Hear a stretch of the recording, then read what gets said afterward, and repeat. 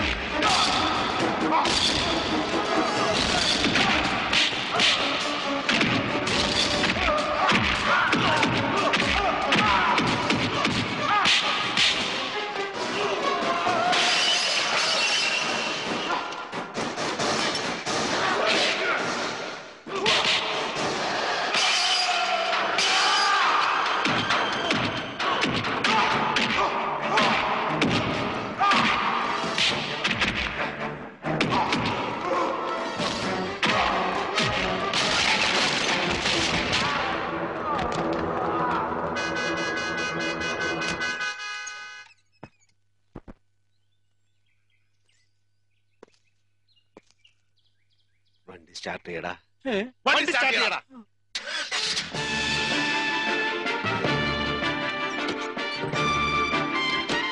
നിന്റെ കുഞ്ഞിക്കുട്ടന്റെ താവളത്തിലേക്ക് ഞങ്ങളെ ഒന്ന് കൊണ്ടുപോ. ഞങ്ങളൊന്ന് മയങ്ങും. ഉണത്തല്ലേ.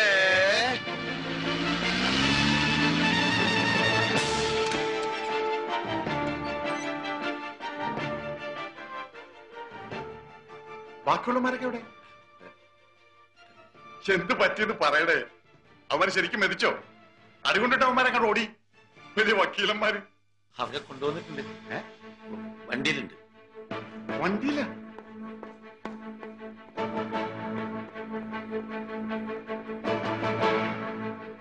അയ്യോ ശശിയെ, എന്ത് പറ്റിയടാ?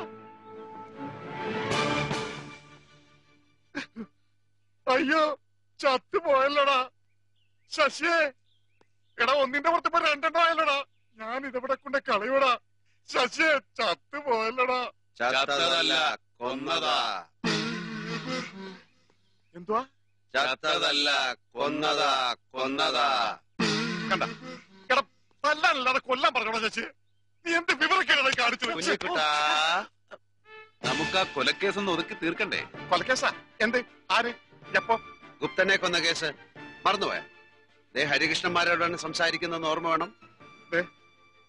സമസ്ത അപരാധം പുറത്ത് എന്നെ രക്ഷിക്കണം. നിങ്ങൾ രണ്ടുപേരും കൂടി എങ്ങനെയെങ്കിലും ഈ കേസ് ഒതുക്കി തരണം. ഒതുക്കാം. കുഞ്ഞിക്കുട്ടന് 20 വർഷത്തെ കഠിന തടവും അതിനുശേഷം തൂക്കിലേറ്റാകുന്ന വകുപ്പേലുമായി ഇപ്പൊ കേസ് നീങ്ങിക്കൊണ്ടിരിക്കുന്നത്. അയ്യോ, അതിന് നമുക്ക് സമാധാനം ഉണ്ടാക്കാം. അതായത് 20 വർഷത്തെ കഠിന തടവെന്നുള്ളത് മാറ്റി തൂക്കിക്കൊല മാത്രമാക്കി തരാം. മതി. അയ്യോ, കുഞ്ഞിക്കുട്ടനെ ജീവിച്ചിരിക്കണമെന്ന് അത്ര നിർബന്ധമാണെങ്കിൽ ആ തൂക്കിക്കൊല ഞങ്ങൾ ഒഴിവാക്കി തരാം.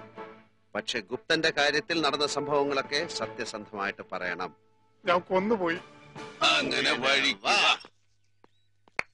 എന്താ പറഞ്ഞത്? കൊന്നുപോയി. ഗുപ്തനെ എങ്ങനെ? കാലുകൊണ്ട് തൊഴിച്ച്. എന്തിന്? ഞാൻ സത്യമൊക്കെ തുറന്നു പറയാം. പറയേ. എന്റെ മുറപ്പെണ്ണിനെ എനിക്ക് തന്നെ കിട്ടാൻ വേണ്ടി ഞാൻ ചെയ്തു പോയതാ. അയാൾ അവളെ വശീകരിക്കായിരുന്നു. ഒരു ഹോട്ടൽ മുറിയിൽ അയാൾ ഒരുമിച്ച് താമസിക്കുന്നവരെയായി. ഞാൻ ഗുപ്തനെ കാണാൻ വേണ്ടി ഹോട്ടൽ മുറിയിൽ ചെന്നപ്പോ പുറത്തു നിന്ന് വന്ന ആരോ രണ്ടുപേരും അയാൾ സംസാരിച്ചുകൊണ്ടിരിക്കുകയായിരുന്നു. ആ പരിസരത്ത് 1 മണിക്കൂറോളം ഞാൻ കാത്തു നിന്നു. ഒടുവിൽ അവര് പുറത്തേക്ക് വന്നപ്പോൾ ഞാൻ അകത്ത് കയറി ഗുപ്തനെ വിളിച്ചു. എന്നിട്ട് കുടിച്ച് ലെക്ക് കെട്ട് ചലനമില്ലാതെ കിടക്കുന്ന അയാളെ ഞാൻ ഈ കാല് കൊണ്ട് തൊഴി തൊഴിച്ചു. മർമ്മത്തെങ്ങാണ്ടാ കൊണ്ടത് പിന്നീട് എനിക്ക് മനസ്സിലായത്. ഒന്ന് പിടക്ക് പോലും ചെയ്യാതെ തൽക്ഷണം മരിച്ചു. നിയന്ത്രണം വിട്ട് ഞാൻ എന്തൊക്കെയാണ് ചെയ്തതെന്ന് എനിക്ക് അറിയാൻ പാടില്ല. ആത്മഹത്യയാണെന്ന് വരുത്തി തീർക്കാൻ വേണ്ടി ശവം ഞാൻ എടുത്ത് മോളിൽ കൊണ്ടുപോയി താഴോട്ടിട്ടു. ഗബ്രിയലിന്റെ പേര് വരുത്താൻ വേണ്ടി അവന്റെ പിക്കാക്സ് എടുത്തൊരു വെട്ടുപെട്ടി. പിന്നെ ഈ തടി നോക്കാൻ ഞാൻ എന്തെല്ലാം ചെയ്തു, ഒന്നും ഫലിച്ചില്ല. ഇതെല്ലാം എന്റെ മുറപ്പന്റെ പേര് സ്വന്തമായി കിട്ടാൻ വേണ്ടി ഞാൻ ചെയ്തതാണ് സത്യം. അതിനല്ലെങ്കിലും കുഞ്ഞിക്കുട്ടിന് മീരെ കിട്ടില്ല. അതെന്താ? എന്റെ കിണ്ട ഒന്ന് പറഞ്ഞു കൊടുക്കാൻ എനിക്ക് വയ്യ. പറയാം. വന്നേ. കുഞ്ഞിക്കുട്ടൻ ഞങ്ങളോട് ഇത്രയും സത്യം പറഞ്ഞ സ്ഥിതിക്ക് ഞങ്ങളും കുഞ്ഞിക്കുട്ടനോട് സത്യം പറയണമല്ലോ. കുഞ്ഞിക്കുട്ടന്റെ മുറപ്പെണ്ണ് മീരെ കല്യാണം കഴിക്കാൻ വേണ്ടിയുള്ള ഒരു ജീവൻ മരണ പോരാട്ടം നടത്തിക്കൊണ്ടിരിക്കുക ഞങ്ങള്. സത്യം. കുഞ്ഞിക്കുട്ടന് കേട്ടപ്പോ സന്തോഷം തോന്നുന്നില്ലേ?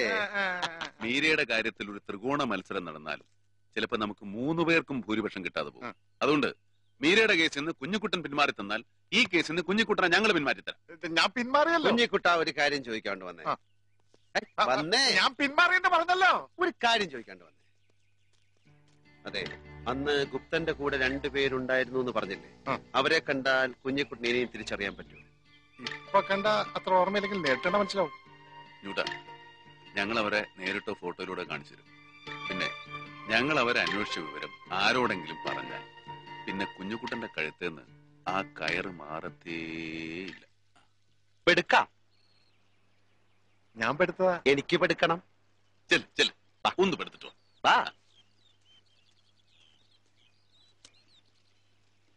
ഈ ഗുപ്തൻ കാണാൻ ആളെങ്ങനെ സ്മാർട്ടാണ്? നല്ല സ്മാർട്ട്. ഞങ്ങളുടെ അത്രയൊക്കെ കൊള്ളാം. അത്രയും അല്ല, അങ്ങനെയൊന്നുമില്ല. ഒരു മീഡിയ അങ്ങനെ. സാധാരണ ഗുപ്തൻ എന്ത് ഡ്രസ്സാ ഇടാറ്? ഞാൻ കാണുമ്പോ ലൂസ് ജുബയും പാൻസും കണ്ണടയും ഷോൾഡറിൽ സഞ്ചി. കണ്ണടയുണ്ടോ? അല്ല, സാർ ഇതുവരെ മൂത്രമൊഴിച്ചില്ല. അത് ഞങ്ങൾക്ക് ചിലപ്പോ മൂത്രമായിട്ടല്ലാതെ ഗ്യാസ് ആയിട്ട് പോകും. ഇപ്പൊ എനിക്ക് ഗ്യാസ് ആയിട്ട് പൊയ്ക്കൊണ്ടിരിക്കുക. അതാ കാണാത്തത്. എടോ, തന്റെ കുണ്ടാമണ്ടി വണ്ടിയിൽ ഞങ്ങളുടെ ഓഫീസിലിറക്കി തരൂ. ശശിയേ, എടാ ശശിയേ.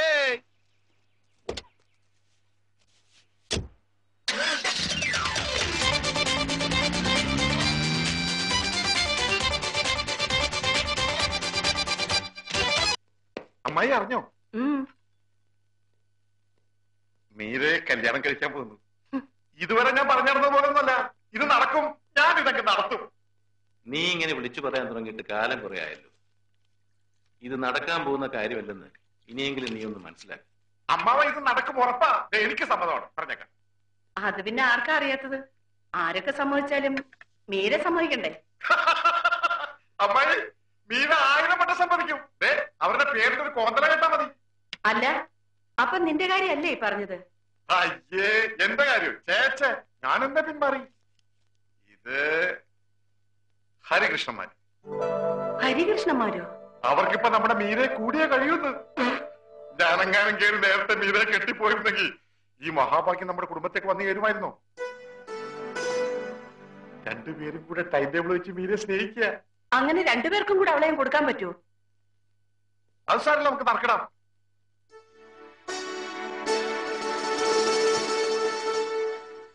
താൻ കണക്കൂട്ടിയത് കറക്റ്റാ. കുഞ്ഞിക്കുട്ടന് വെറും പൊണ്ണത്തറി മാത്രമേ ഉള്ളൂ. അയാളുടെ വിചാരം അയാൾ തന്നെയാ കൊല നടത്തിയെന്ന. കൊലപാതകമായാലും ആത്മഹത്യയായാലും ഗുപ്തനും മോഹിനിയും തമ്മിലുള്ള ബന്ധത്തിന്റെ പശ്ചാത്തലത്തിൽ നിന്ന് തന്നെയാണ് അപൂർവമായ വിഷക്കുട്ടുണ്ടാക്കാനുള്ള സാഹചര്യവും ഉണ്ടായിരിക്കുന്നത്. അതുകൊണ്ട് തന്നെ മോഹിനി വർമ്മ എന്ന പ്രഹേളികയ്ക്ക് ഉത്തരം കണ്ടേ മതിയാവും. പണ്ട് പരമശിവനെ കളിപ്പിച്ചൊരു മോഹിനിയുണ്ട് പുരാണത്തില്. മഹാവിഷ്ണുവിന്റെ ഒരു ഫാൻസി ഡ്രസ്. അതുപോലെ വല്ലതും കണ്ടോ?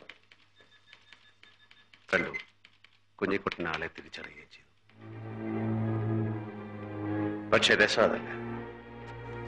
മദ്രാസിൽ നിന്നുള്ള റിപ്പോർട്ട്, ഗുപ്തൻ കൊല്ലപ്പെട്ട് 27-ാം തീയതി അതിന്റെ തലേന്നും ഗവർണർ മുഖ്യാതിഥിയായ ഒരു സെമിനാറിൽ പങ്കെടുത്തുകൊണ്ടിരിക്കുകയാണ് ആശാൻ.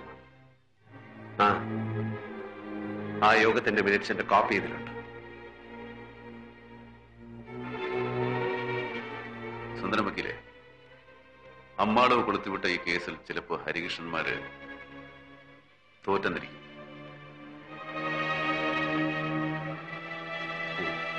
ഇല്ല, അങ്ങനെയൊന്നും ഉണ്ടാവില്ല. എവിടെങ്കിലും പഴുതുണ്ടോന്ന് ഞാൻ നോക്കാം. ആനത്തലയന്മാർക്ക് ഇനി അല്പം വിശ്രമ വേണ്ടത്. കേസിന്റെ കാര്യങ്ങളൊക്കെ കുറെ നേരത്തേക്ക് വിട്ട് വേറെ എന്തെങ്കിലും ആലോചിക്കും.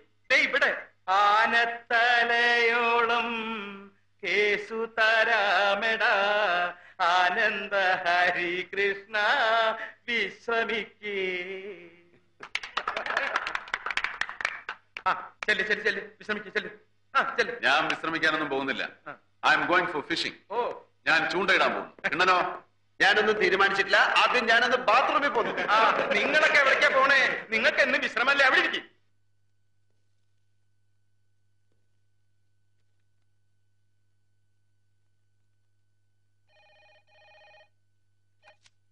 Hello, yes, I am Hari. ഹരിയോ? വിച്ച് ഹരി? ഹരികൃഷ്ണൻസിലെ ഹരി. എന്താ കാര്യം?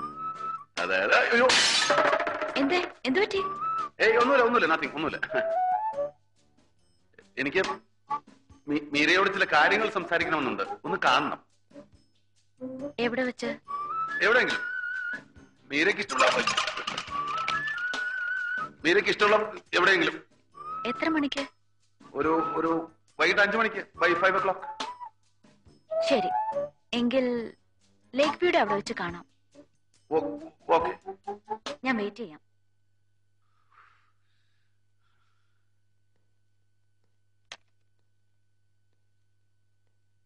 അവന്മാരായിരുന്നല്ലേ? ഞാൻ പറഞ്ഞില്ലേ? ഏതോ അവന്മാരായിരിക്കും.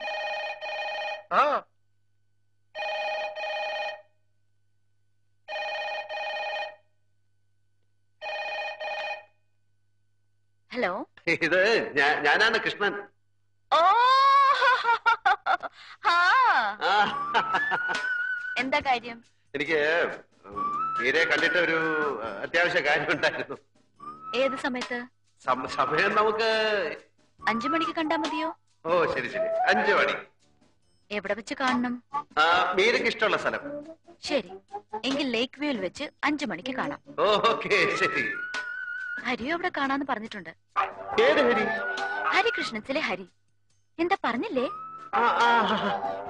എന്നോട് പറഞ്ഞായിരുന്നു. ശരി, അപ്പൊ അവിടെ വെച്ച് കാണാം. ശരി. ശരി.